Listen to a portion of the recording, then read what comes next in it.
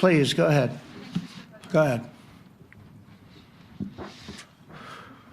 Oh, fake news, CNN? Oh, yeah, here we go. Wait till you hear this question. You should really say how great our soldiers and our warriors are. I think everyone appreciates our soldiers and our warriors. I do have two questions for you, Mr. President. You just cited Israeli intelligence on these attacks. Earlier, you said U.S. intelligence was inconclusive. Are you relying on Israeli intelligence for your assessment of the impact of the strikes? No, this is also Iran made the statement. And it's also, if you read the document that was given, that Pete can talk about if you'd like, the document said it could be very severe damage, but they didn't take that. They said it could be limited or it could be very severe. They really didn't know, other than to say it could be limited or it could be very, very severe. And you didn't choose to put that because it was very early after. Since then, we've collected additional intelligence. We've also spoken to people who have seen the site, and the site is obliterated. And we think everything nuclear is down there. They didn't take it out. Okay, question? Please, go ahead. There's a reason the president calls out fake news for what it is.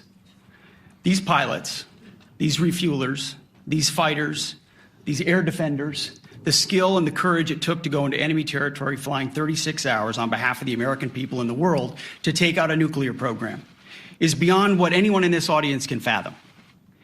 And then the instinct of CNN, the instinct of the New York Times is to try to find a way to spin it for their own political reasons, to try to hurt President Trump or our country. They don't care what the troops think. They don't care what the world thinks. They want to spin it to try to make him look bad based on a leak. Of course, we've all seen plenty of leakers. And what do leakers do? They have agendas.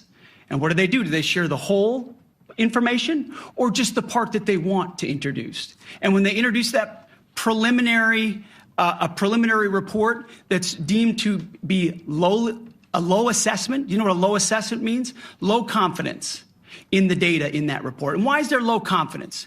Because all of the evidence of what was just bombed by 12 30,000-pound bombs is buried under a mountain, devastated and obliterated. So if you want to make an assessment of what happened at Fordo, you better get a big shovel and go really deep, because Iran's nuclear program is obliterated. And somebody somewhere is trying to leak something to say, oh, with low confidence, we think maybe it's moderate. Those that drop the bombs precisely in the right place know exactly what happened when that exploded. And you know who else knows? Iran. That's why they came to the table right away, because their nuclear capabilities have been set back beyond what they thought were possible because of the courage of a commander-in-chief who led our troops, despite what the fake news wants to say. But you're not disputing the report said what it said, even though it was initial. The report said what it said, and it was fine. It was severe, they think, but they had no idea. They shouldn't have issued a report until they did. But we've gotten the information. I think Pete said it better than you can say it. And, you know, you should be proud, you, especially you, should be proud of those pilots, and you shouldn't be trying to demean them. No, those pilots flew at great risk, a big chance that they'd never come back home and see their husbands or their wives. Let me just tell you, you and NBC, fake news, which is one of the worst, and CNN, New York Times, are all bad. They're sick. There's something wrong with them. But you know what? You should be praising those people instead of trying to find some. By trying to go and get me, you're hurting those people. They were devastated. You know, I got a call from Missouri, great state, that I won 3 times by a lot. And I got a call that the pilots and the people on the plane were devastated because they were trying to minimize the attack. And they all said it was hit. But we don't think it was really maybe hit that badly. And they were devastated. They put their lives on the line, and then they have, and I'm not referring to you, but real scum come out and write reports that are as negative as they could possibly be. It should be the opposite.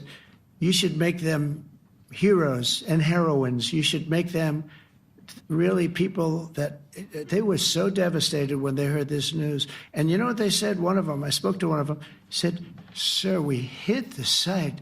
It was perfect. It was dead on." Because they don't understand fake news, because they have a normal life, except they have to fly very big, very fast planes. But it's a shame. You should be making them heroes. All right, in the back.